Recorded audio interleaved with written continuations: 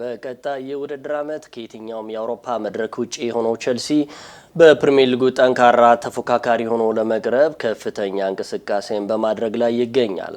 በአሰልጣኝ ዣቪ አሎንሶ የሚመሩት ሰማያዊዎቹ አስቀድሞ ሞርጋን ሮጀርስን እና ማርኮ ፓሌስትራን ማስፈረማቸው የሚታወስ ሲሆን በቀጣይ ቀናት ደግሞ ተጨማሪ ተጫዋቾችን ለማስፈረም በንቃት እንደሚሳተፉ ይጠበቃል።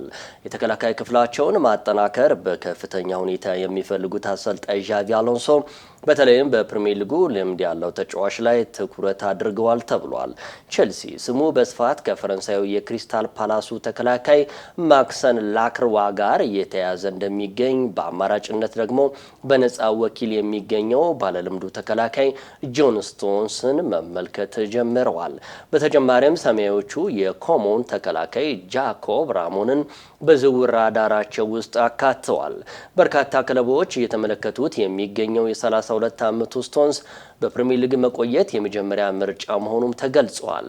በ2026 የዓለም ዋንጫ ላይ የአሰልጣኝ ቶማስ ቱዌል ተመራጭ ተጫዋች መሆኑ ክለቦች ይበልጥ ግልጋሎቱን ለማግኘት ፍላጎታቸውን አሳልተዋል።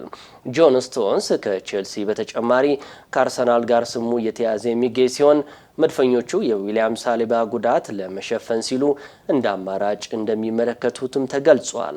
ስቶንስ ለማንቸስተር ሲቲ በአጠቃላይ 265 ጨዋታዎችን ማድረግ የቻለ ሲሆን የአውሮፓ ሻምፒዮንስ ሊግን ጨምሮ 6 የፕሪሚየር ሊግ ዋንጫዎችን ማሸነፉ የሚታወስ ነው።